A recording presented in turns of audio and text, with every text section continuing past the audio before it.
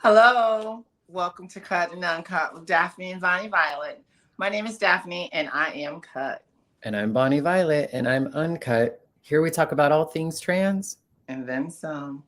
In this episode, we'll be reacting to REN Chapter 3 and Chinchilla's newest song, Caps Lock. All right, we want to give a big shout out and a huge thank you to our Patreon members. Miss Skylar Bean, whom I met this weekend. How you doing? And she's in our tier trade. And then our free members, Mr. Jacob Blankenship, Elizabeth, Danielle Loyal, Bertha D, Miss Carrie Beersley, and Eclectic Fandom. Hugs and kisses. And thank you for joining us today. Yes, and be sure to watch us on YouTube, join us on Patreon, follow us on the TikTok, and get your merch. We got some people in the comments already. Oh, yay. Hello. How you doing? On your little, what is that Wendy Williams? Yeah. I hope she's well. She's doing great from what I see. She's down in the subways. In the subways? Yeah, she's from what I just saw, I think I just saw a little clip of her. Hi, Deanna.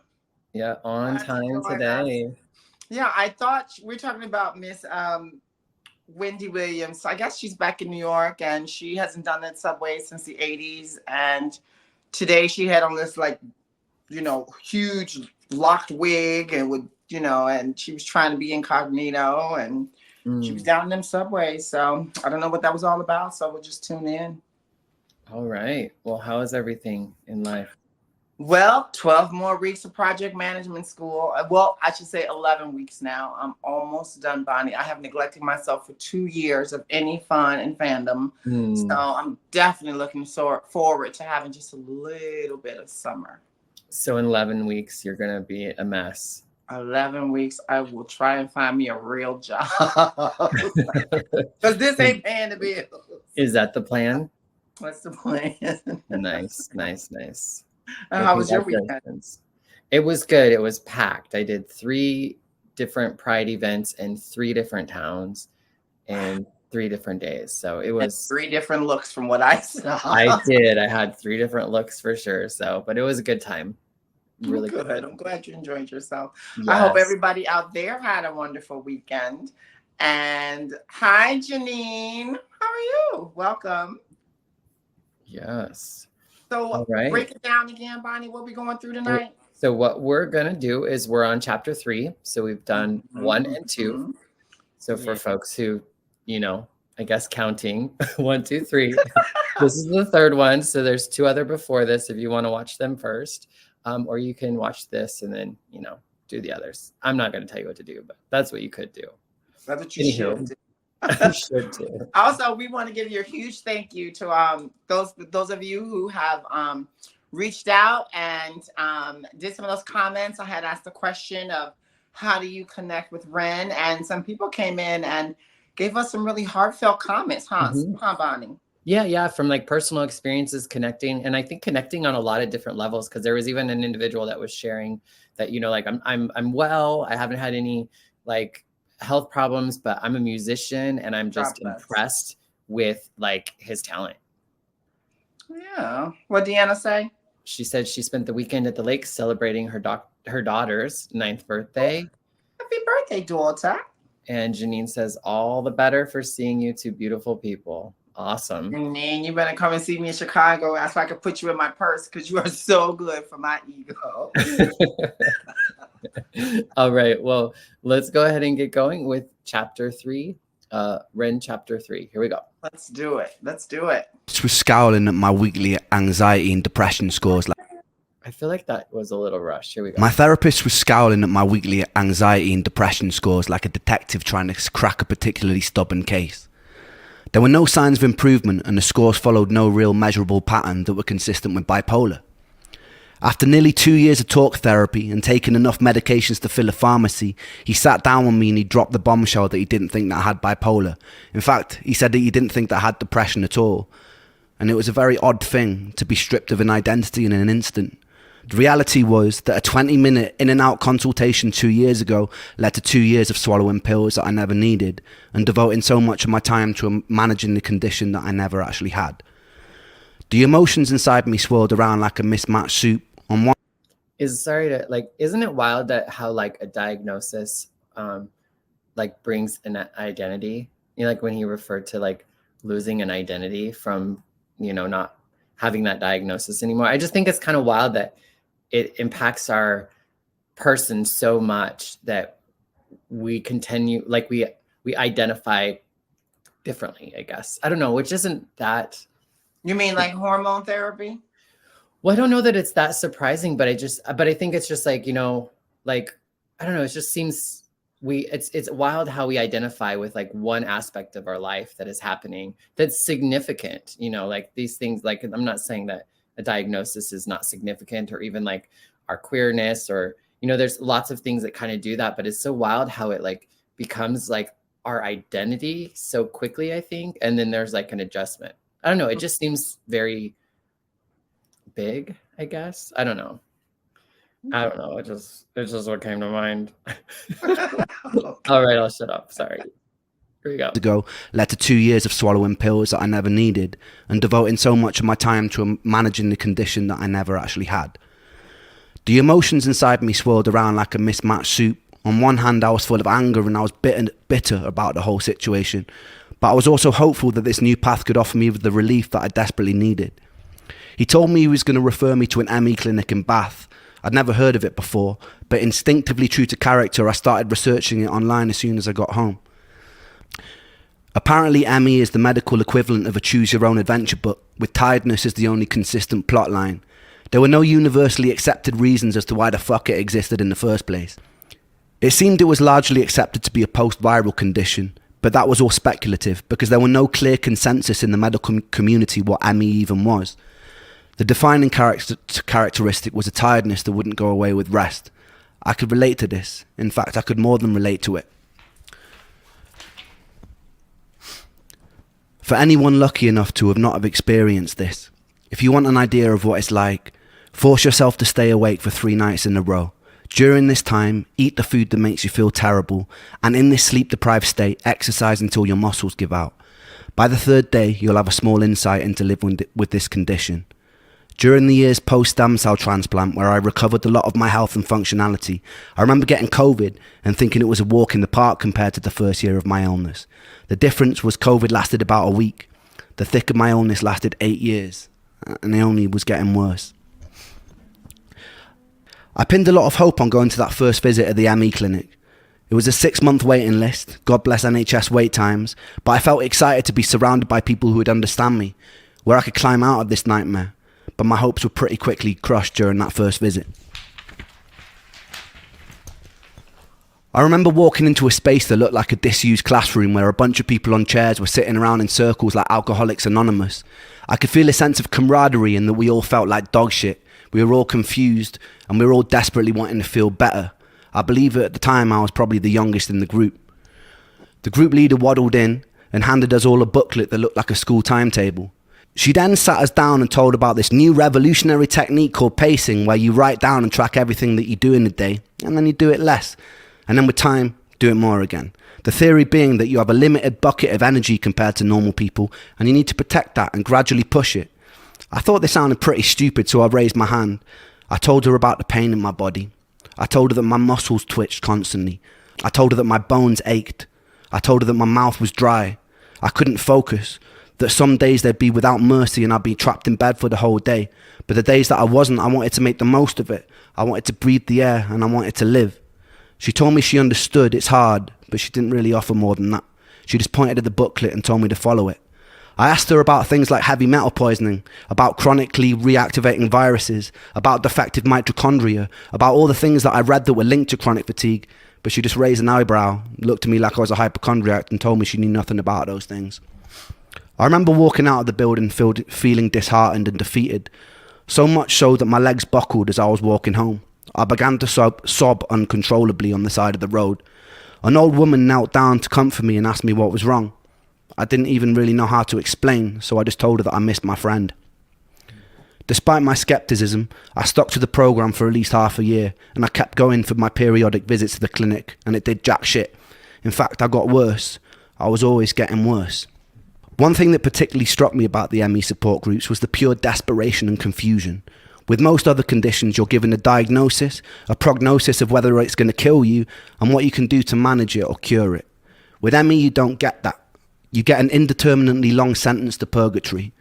You feel worse than you've ever felt in your whole life, and you're given no explanation as to why, and no signpost pointing the way out.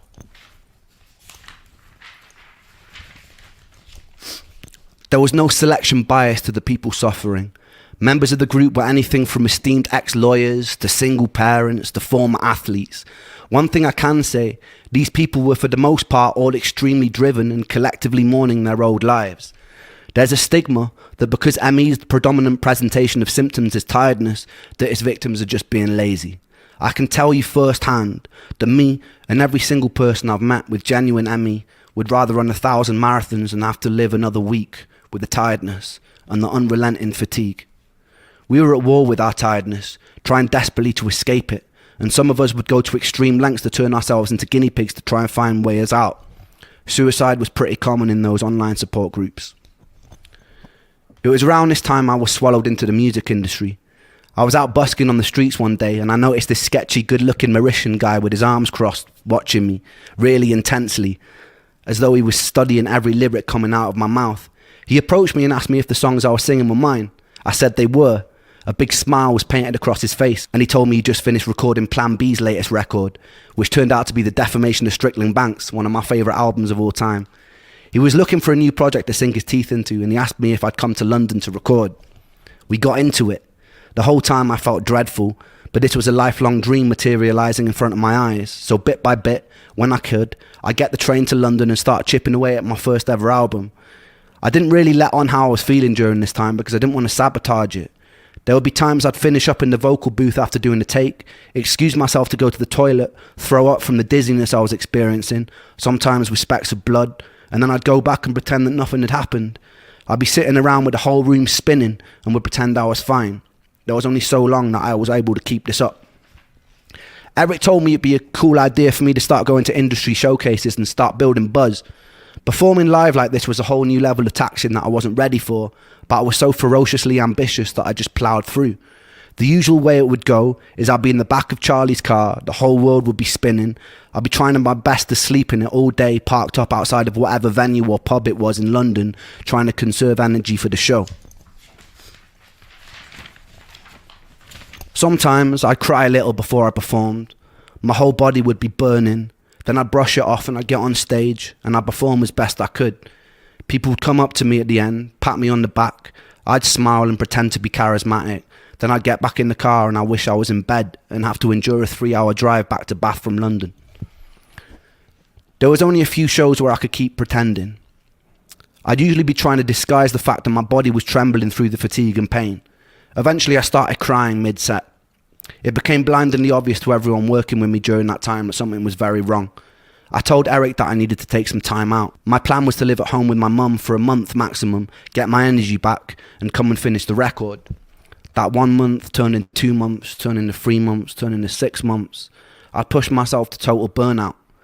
The distance led to me and that angel breaking up, in part because it was difficult to navigate a relationship when you have so much brain fog, and I didn't know what it was well enough to be able to explain it to her at the time. With a loud thud, I'd been jolted out of a Shakespearean storyline, I lost the record deal, and I couldn't get out of bed. My friends from Trick the Fox never really called to check up on me. It felt like the whole world was moving at lightning speed without me. I had this amazing opportunity right in front of me, and I was chained to the floor. I was alone, I was sick. I wished that my condition would get it over with and kill me, but it wouldn't, and it felt cruel that it wouldn't. It just let me rot in bed. The whole world would continue to turn, and I would rot. In the next episode, I'm going to tell you about a fight with a television and losing my anal virginity to an 80-year-old man. Stay tuned for that.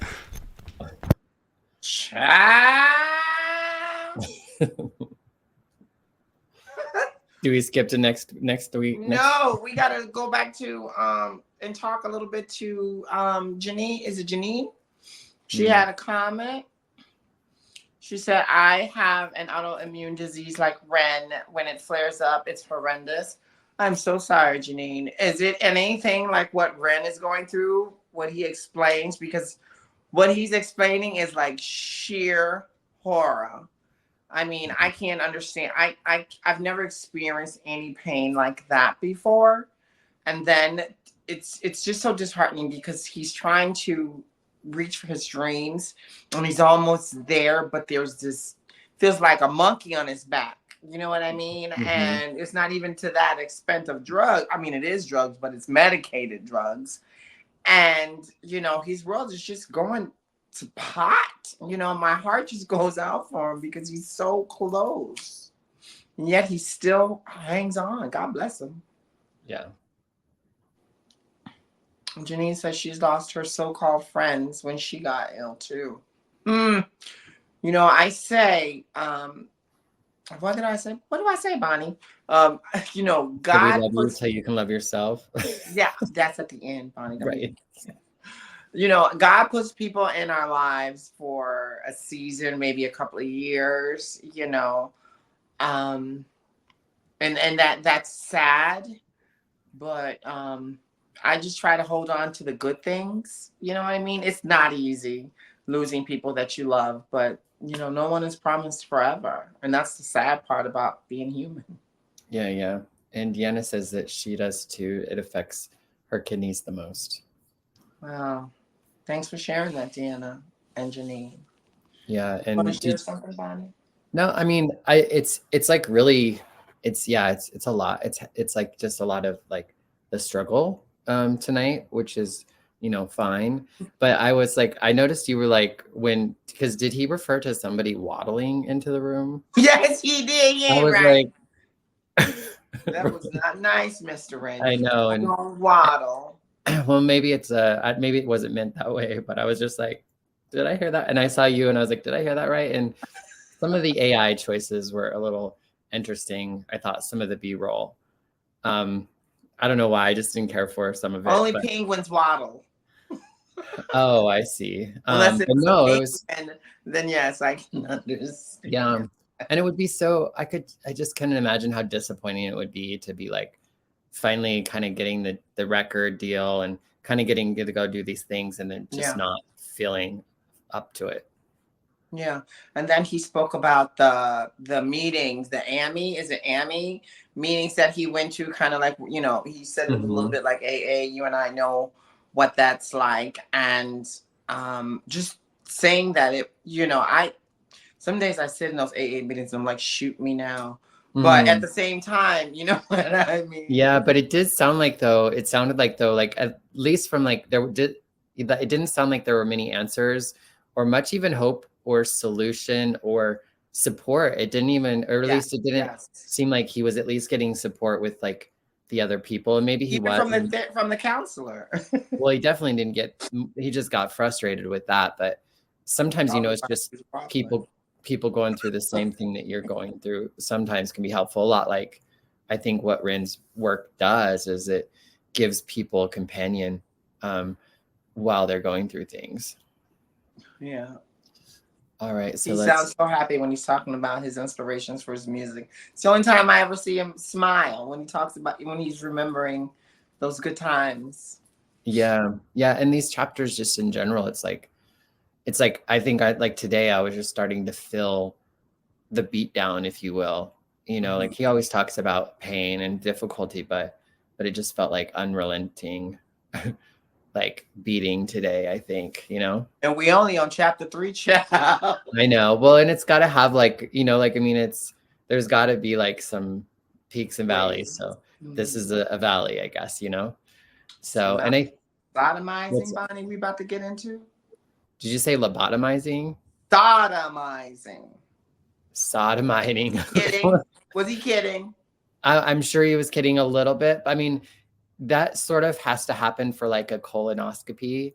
So he could just be. Oh, well, I pray that that's what like a colonoscopy or anal. You know, they do those, you know, they have to look to see if there's stuff going on. Tune in now and we'll find out, won't we? I'm assuming it was not sexual, but who knows? All right. So There is more to it. I believe there's like a song now. There's usually a song after each of them. So here we go.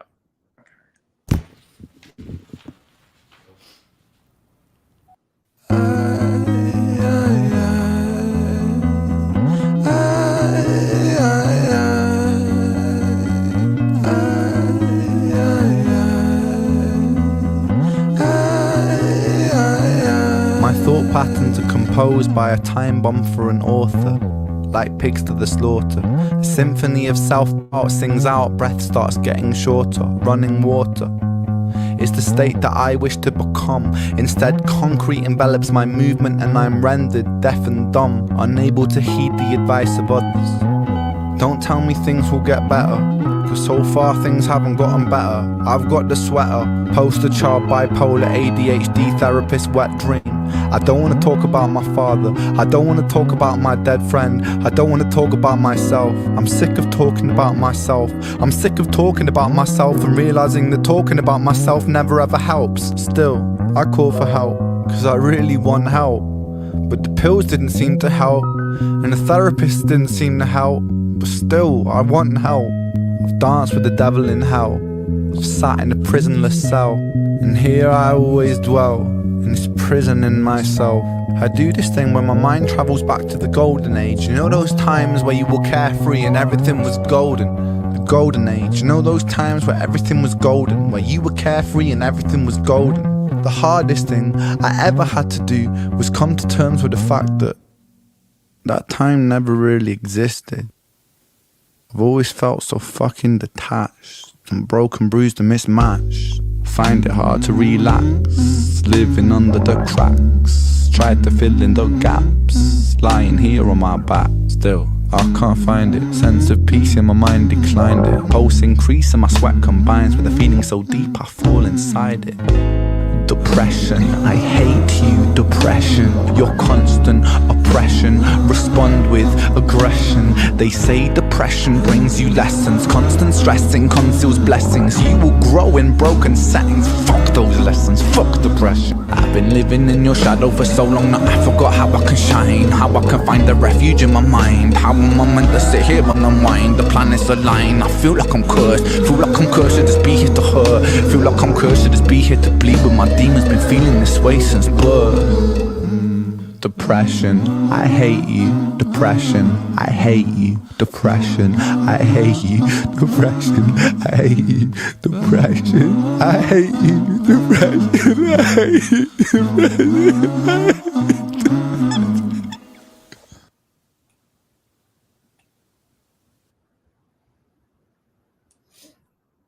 You want to go through the comments from the ladies? Sure.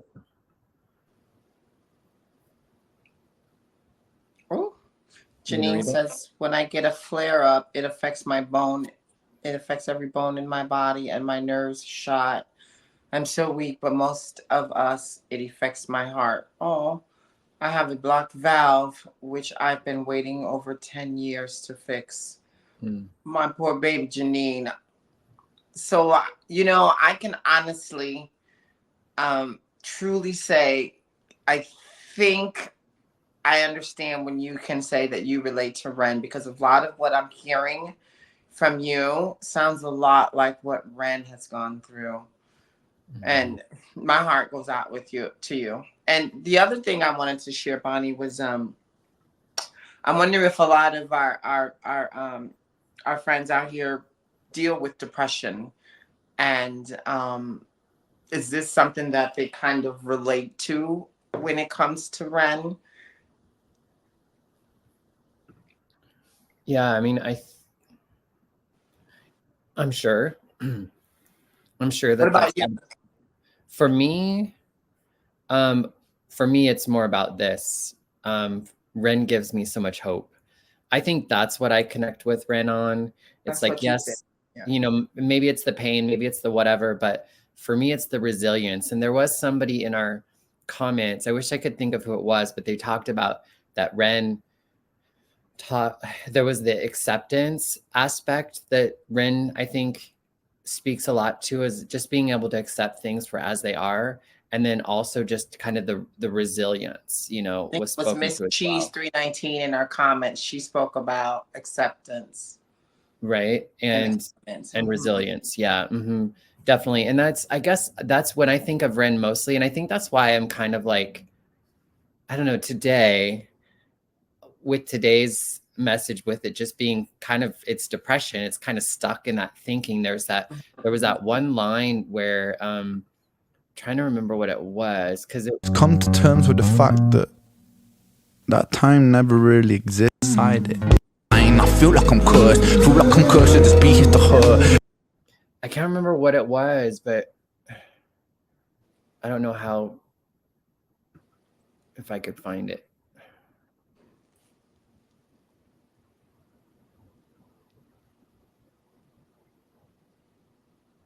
I can't remember what it was. It was so good though. Yeah, I don't know. I can't remember what it was, but there was one line that just really stuck out to me. I almost stopped it when it was said.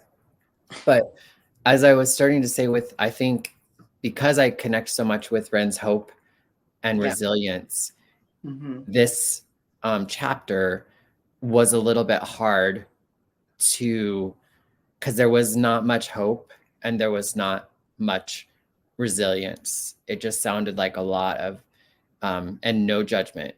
It just sounded like he was in a state of just like constant pain and depression. It was like a loop. Like there was no getting better.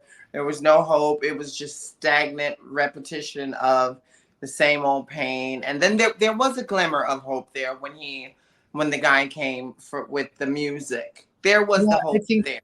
I think there was that, but it was still, I just felt like it was still wrapped in all the hardness and but then it just went back through the loop. Yeah, so like you said, exactly. Yeah, so it was a little bit harder, and it's probably good in the overall thing, and it's like the truth. You know, many times we find ourselves in a season of our life when we don't have hope, and we are confused, and we're upset, and we're sad, and we're depressed, and we can't seem to get the answers we feel we need from the people around us, whether it's a medical issue or it's a spiritual issue or it's a physical issue or a financial issue or whatever. You know, I think we all maybe know what it's like to get to that point of just feeling hopeless. Yeah, and there was a point where he spoke about some things that I'm kind of like, wow. He spoke about the doctors giving him meds that he wasn't even supposed to be on, them thinking that he was a hypochondriac. All of these poor things, this poor man. Oh, you got to get behind me, Miss Janine. Sorry. It's my girlfriend. Especially when I heard he moving to LA. I hope you live on the West Coast. Live on the West Coast, Janine. You might get them before me. Right. I was trying to remember where Janine is at. I think somewhere in the Midwest. Because I think I'm trying to remember where folks are at. Because I think Deanna was in Texas, if I recall correctly. But yeah. I wish I could have remembered that line. If I come across it, I'll put it in the comments later for folks to check it out, because I remember I just loved it. Yeah, and then some people said that this was their first time. She said, okay, fine, Janine. Right, girl. We're not going to do the Paul McCartney and Michael Jackson, the girl is mine. I know, right? Well, I was gonna say, Bonnie, that I forgot. I guess it's not worth saying. Right. Oh, I know what it was. Some people said that this was their first time hearing this song. I think it was Deanna said she had never heard this and that it gives her chills. So if it's somebody else's that if you run across this video, share if it's your first time and how you feel about it. What does it how does it relate for you? What was your first reaction? Yeah, I loved the music. I loved the cadence in the music and his words, and like all of that was just really cool. Yeah. What's Deanna saying? Deanna says, last year I was a week out of the hospital when I got served divorce papers. He said he couldn't deal with my illness and depression anymore and had an affair. The worst time of my life. That's the thing that that's the thing that's so hard when you get into those places where, you know, people are just awful sometimes, you know, and he kind of talked about that too, because didn't he lose He lost an angel. his angel? Broke Yeah. up. Mm-hmm. I was just talking to my mother about something like this week, Deanna, about, you know, I always wondered as a kid, is she ever going to remarry? And she's like, I ain't trying to babysit. You know, he probably was. And so I'm at that point too. Like the last relationship I had, he was such a narcissist and I loved him so much. It was a wavy relationship. You know all about it, Bonnie Violet. And but after that, I think I'm okay being by myself. I just started investing the love within myself, you know, and finding new things that, you know, are interesting to me that I get to spend time with me to do. So, Deanna, do the same, girl. You don't need no man, girl. Go out there and live. Oh, he married the tramp? Right. I know. It's kind of like say love. It's awful, but, you know, like it sounds like he's not worth it, you know, like Right. it's gonna be that way, but that's awful. Good for you, Happier Deanna. now. Happy. You deserve happiness. Yes. God's gonna put somebody in your path that matches you. Yes, indeed. Just be Well, open for it. That's the key. You got to exactly. be open. Yes. I think I'm just still a little like hungover and I don't use substances. I was gonna But say I'm hungover, just- you know, as people recover, you can't say that. I'm hungover from like the weekend of just very full weekend.